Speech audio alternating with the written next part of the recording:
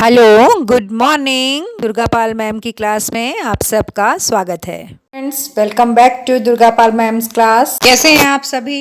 जो भी बच्चे क्लास में आए हैं अपनी अटेंडेंस लगा दें, लाइक का बटन प्रेस कर दें और इस क्लास के अंत में अपना प्यारा सा एक कमेंट छोड़ना ना भूलें। बच्चों, आज इस क्लास में हम पढ़ने जा रहे हैं संस्कृति चैप्टर के क्वेश्चन आंसर्स। पूरी एक्सरसाइज संस्कृति चैप्टर की इस क्लास में आपको मिलेगी। इसमें रचना और अभिव्यक्ति के क्वेश्चंस को भी मैंने इंक्लूड किया है।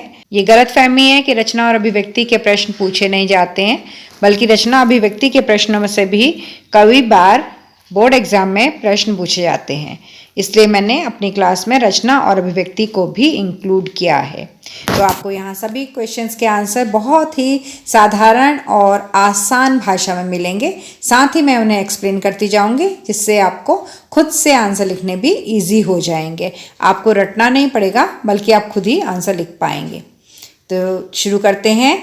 पहला प्रश्न है, लेखक की दृष्टि में सभ्यता और संस्कृति की सही समझ अब तक क्यों नहीं बन पाई है? लेखक की दृष्टि में सभ्यता और संस्कृति, इनकी सही समझ अभी तक इसलिए नहीं बन पाई क्योंकि ये दोनों शब्द आपस में एक दूसरे से इतने मिलते हैं कि जो भी इन्हें सुनता है उसे ये दोनों शब्द एक ही लगते हैं। और अगर कभी इन शब्दों के साथ कोई विशेषण जुड़ जाए तो फिर तो इनके अर्थ समझना और भी मुश्किल हो जाता है। इसलिए इन दोनों शब्दों के अर्थ जानने के लिए हमें सबसे पहले इन दोनों शब्दों में जो अंतर है उसे समझना पड़ेगा, तभी हमें इन दोनों का अर्थ समझ में आ सकता है। अगला प्रश्न है, आग की खोज एक बहुत बड़ी खोज क्यों मानी जाती है? इस खोज के पीछे रही प्रेरणा के मुख्य स्रोत क्या रहे होंगे?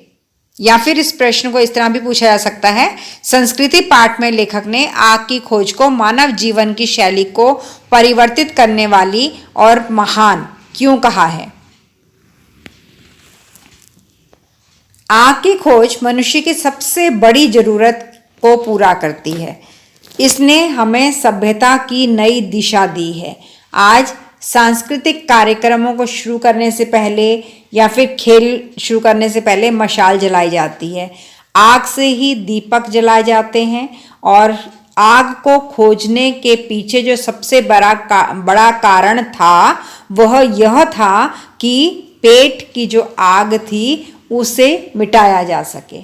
आग से चूल्हा जलाकर ही पेट की आग को शांत किया गया होगा। आग की खोज के बाद ही मनुष्य को थोड़ी सी रोशनी देखने को भी मिली होगी और सर्दी से बचने का भी उपाय आग ही होगा। जब मांस को भूनकर खाने से व्यक्ति को स्वाद महसूस हुआ और ठंड में बच कर के आग के करीब बैठ कर के उसे गर्मी महसूस हुई, उसको स्वास्थ्य मिला, तब मनुष्य ने भोजन पकाना भी सीख लिया और वो उसने अपने आप को पशु कहलाने से बेहतर मनुष्य की तरफ उसने कदम बढ़ाया। इसलिए आग की खोज मानव के जीवन की एक बहुत बड़ी खोज है और बहुत ही महत्वपूर्ण खोज है। तीसरा प्रश्न है, वास्तविक अर्थों में संस्कृत व्यक्ति किसे कहा जा सकता है? जो व्यक्ति अपनी बुद्धि और विवेक से समाज को कोई नई चीज देता है, कोई किसी नए सत्य से, तथ्य से, फैक्ट से अवगत कराता है और अनुसंधान करता है। अनुसंधान करना मतलब रिसर्च करना, खोज करना। वह व्यक्ति ही वास्तविक अर्थों में संस्कृत व्यक्ति है। ऐसा व्यक्ति हमेशा नए आविष्कार करता है। तो संस्कृत व्यक्ति कौन है? जो कोई नई चीज की खोज करता है, कोई नया आविष्कार करता है। जैसे न्यूटन ने गुरुत्वाकर्षण के सिद्धांत की खोज की, वह वास्तव में संस्कृत व्यक्ति है। सीधा सिंपल सा आंसर इस क्वेश्चन का एक लाइन में ये है कि संस्कृत व्यक्ति वह व्यक्ति है जो किसी भी नई चीज की खोज करता है जो उससे पहले किसी ने नहीं खोजी है। अगर किसी ऐसी चीज की खोज करता है तो वो संस्कृत व्यक्ति कहलाता है। अगला प्रश्न, न्यूटन को संस्कृत मानव कहने के पीछे कौन से तर्क दिए गए हैं? न्यूटन द्वारा प्रतिपादित सिद्धांतों एवं ज्ञान की कई दूसरी बारीकियों को जानने वाले लोग भी न्यूटन की तरह संस्कृत नहीं कहला सकते। क्यों? देखिए, इसमें दो प्रश्न है। पहला है कि न्यूटन को संस्कृत मानव कहने के पीछे कौन से तर्क दिए गए हैं। पहला ये वाला क्वेश्चन है यहाँ पर। तो इसका आंसर ये है, अभी जो हमने क्वेश्चन नंबर 3 में पढ़ा कि संस्कृत इंसान है ही वो जो नई खोज करता है, और न्यूटन ने गुरुत्वाकर्षण की खोज की, उससे पहले किसी ने गुरुत्वाकर्षण की खोज की नहीं थी, इसलिए न्यूटन को संस्कृत मानव कहेंगे। तो ये पहले पार्ट का आंसर तो क्लियर हो गया कि न्यूटन को संस्कृत मानव इसलिए कहेंगे क्योंकि उसने एक ऐसी खोज की है जो उससे पहले किसी ने नहीं की थी। ठीक है, अब दूसरा पार्ट, न्यूटन द्वारा प्रतिपादित सिद्धांतों एवं ज्ञान की कई दूसरी बारीकियों को जानने वाले लोग भी न्यूटन की तरह संस्कृत नहीं कहला सकते हैं। क्यों?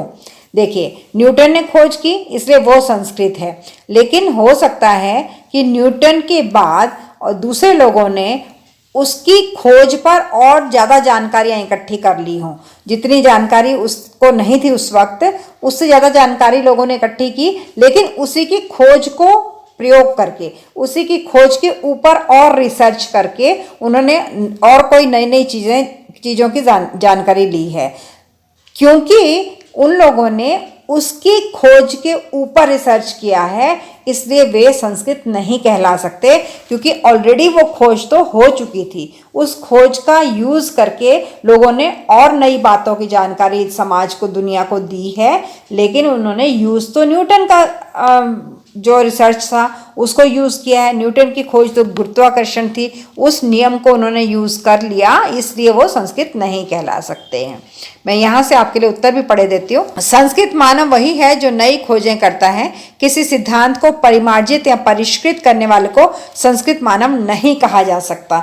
इसका मीनिंग है कि किसी भी सिद्धांत, मतलब जो प्रिंसिपल हमारे पास ऑलरेडी है, लाइक ग्रेविटी का प्रिंसिपल हमारे पास है, अब उसको अगर परिमार्जित करते हैं या परिष्कृत करते हैं, मतलब उसको थोड़ा सा चेंज करके कुछ नया कुछ बना देते हैं, तो वो व्यक्ति संस्कृत मानव नहीं कहा जा सकता, क्योंकि वह पूर्व आविष्कृत, मतलब पहले से ही खोजे गए सिद्धांत को ही अब वो आगे बढ़ा रहे हैं। कोई नई चीज़ नहीं खोज रहे हैं, जो पहले से खोजी जा चुकी है उसी को वो आगे बढ़ा रहे हैं, इसलिए उनको संस्कृत मानव नहीं कहेंगे।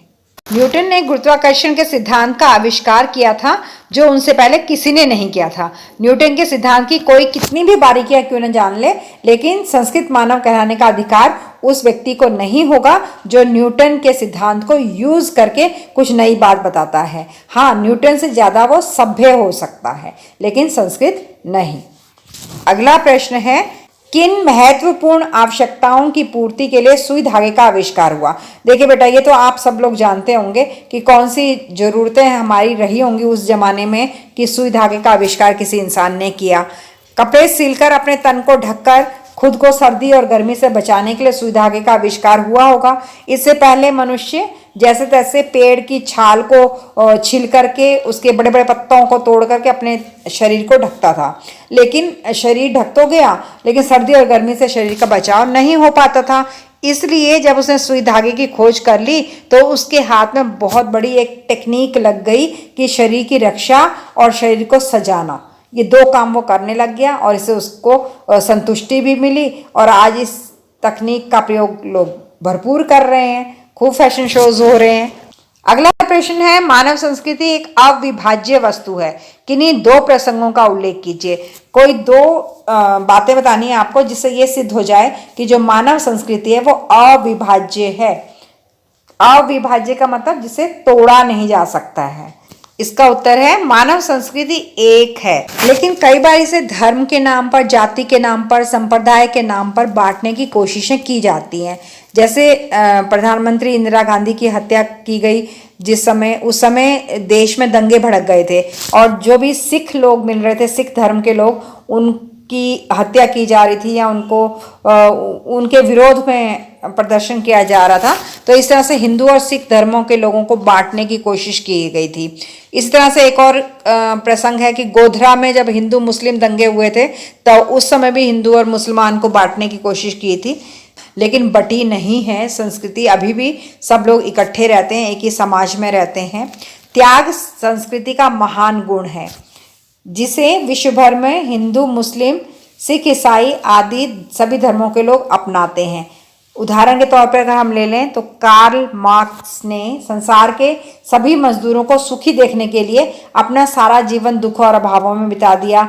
सिद्धार्थ, जो महात्मा बुद्ध के नाम से बाद में प्रसिद्ध हुए थे, उन्होंने अपना घर इसलिए छोड़ा था कि वे ये एक एग्जाम्पल देना चाहते थे कि जो लोग लालच में रहते हैं, अधिक पाने की कोशिश करते हैं और आपस में लड़ते झगड़ते रहते हैं, उन मनुष्यों को किसी तरह से सुख मिल जाए। तो उन्होंने इसलिए अपना घर त्याग किया और गए वो सत्य की खोज में।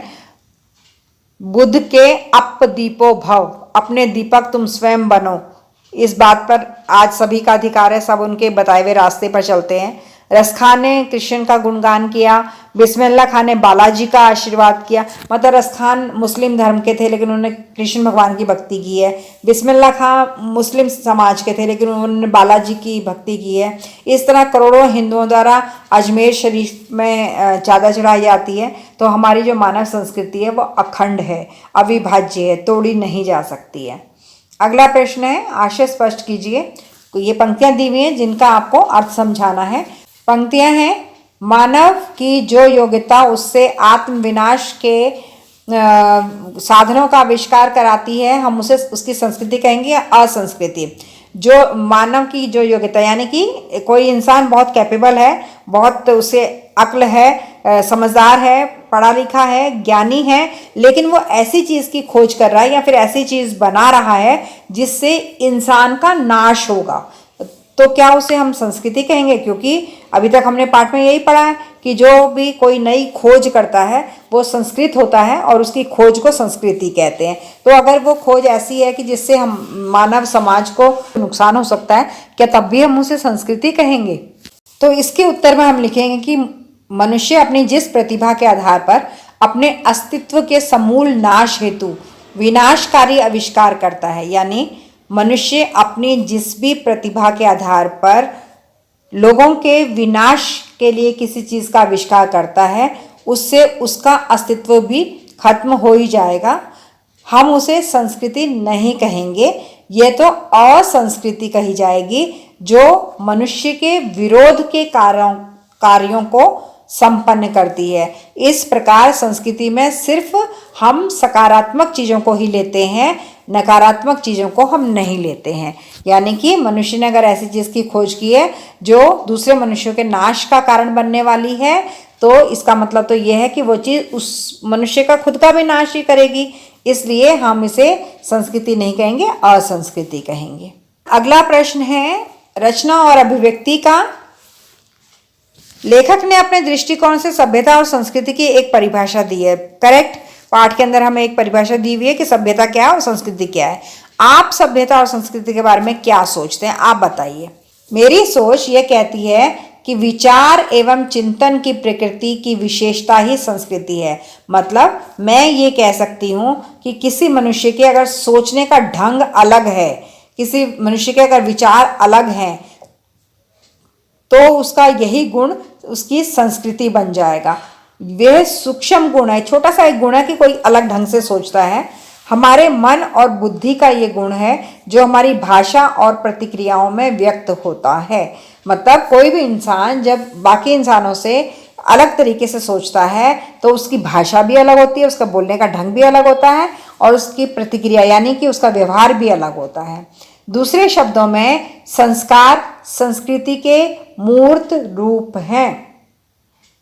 मतलब जो हमारे संस्कार होते हैं ना, संस्कार शब्द आपने सुना होगा कि कैसे संस्कार हैं इस बच्चे के, देखो कितने अच्छे संस्कार हैं इस बच्चे के, कितना अच्छा सभ्य बच्चा है, ये चीज़ें आपने सुनी होंगी। तो जो हमारे संस्कार होते हैं यानी कि हमारा व्यवहार जैसा होता है, हमारे अंदर जो गुण होते हैं वही तो संस्कृति होती है। सभ्यता इसी संस्कृति का परिणाम है और जो सभ्यता है वो जो हमारे गुण है ना, यही सभ्यता बन जाते हैं आगे जा कर के। संस्कृति मन के भावों का परिष्कृत रूप है। संस्कृति क्या है? हमारे मन में जो विचार उठते हैं उसी का थोड़ा सा बदला हुआ सुधरा हुआ रूप संस्कृति है। इसमें संस्कृति में परोपकार भी होता है, सहिष्णुता मतलब रिएक्ट ना करना, अगर कोई हमें गाली दे रहा है तो आगे से गाली ना देना, धैर्य का समावेश होता है। सभ्यता से हमारे रहन सहन, खाने पीने और हमारे कपड़े पहनने का परिचय मिलता है कि हम कैसे रहते हैं, कैसा खाते हैं और किस तरह का हमारा पहनावा है। इस प्रकार संस्कृति जो है वो एक अंदर की चीज़ है कि हमारे मन में कैसे विचार हैं, वो हमारी संस्कृति है, और हम कैसे बाहर दिख रहे हैं ये हमारी सभ्यता है। तो ये है संस्कृति और सभ्यता के बारे में हम क्या समझते हैं। तो यहाँ तक ही था आपका ये चैप्टर संस्कृति, और इसके सारे क्वेश्चंस मैंने इस क्लास में आपको समझाए हैं। उम्मीद करती हूँ आपको समझ में आ गए होंगे। यदि आपको समझ में आए हैं तो आप एक लाइक का बटन जरूर दबा दें और एक प्यारा सा कमेंट जरूर छोड़ दें। और अगर कहीं कोई चूक रह गई है, एक बार फिर से इस क्लास को ध्यान से अटेंड कर लें। आपको सारे प्रश्नों के उत्तर बहुत ही आराम से समझ में आ जाएंगे, कहीं कोई तकलीफ नहीं होगी अगर आपका ध्यान नहीं चुकेगा तो। अगली क्लास के लिए इंतज़ार कीजिए। तब तक के लिए thank you. Please like, share and subscribe my channel and don't forget to drop a lovely comment. Thank you.